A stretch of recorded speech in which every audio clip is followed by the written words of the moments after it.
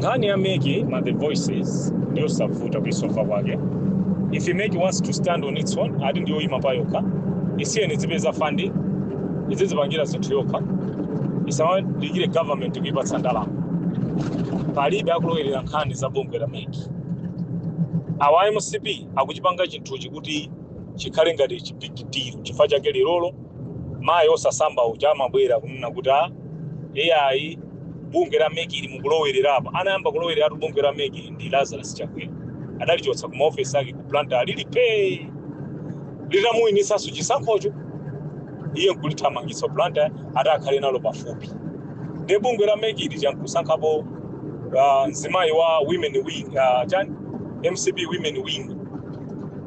kuti ayendetse bungwe lija mayi yemwe nkumgwetsanso Lazaro chifukwa tina agamba kuti Megi siwinitsa munthu uleka khale nyumba mwanu simungawine nawo otata akanavomera kuti ndzavotera ya otata asanamiza ati asanamiza MP ndzavotera ya imene ikakhale kampeni asanamiza ati mene nzawo chamangoenda kuti muli bwanji mwakhaula eti zinachita kuoneka kuti palibe sizoti ndzavotera ya otata tivomereze tidalipira Megi bwelera ku planta uyu mwana wa John Tembo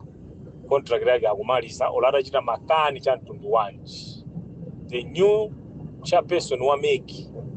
abwezeretsa ma office yake ku planta ene napangira macro housing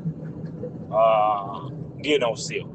aliyese adabulira pamalo pake so tieni tisanamizire tiya kulowe sandali utianchani MCP olomegi takakhala kwathu kunchewu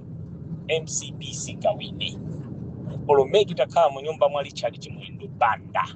MCP sikawine kuti kwefeyo we will be moving forward tidayakwa kwambiri kukabwerera sombuyo ku nkhanza za chipani chimechi chacho. That was a very big and huge mistake. We were not even supposed to do that. But anyway, what's done, it's done. Tidapuzirapo kanthu and akulu awa chimaka ndachitewo he could have just repent obwelera sukaka nkulu wa mpingo not mbusa pafu mbusa sanga alole nkulu wa mpingo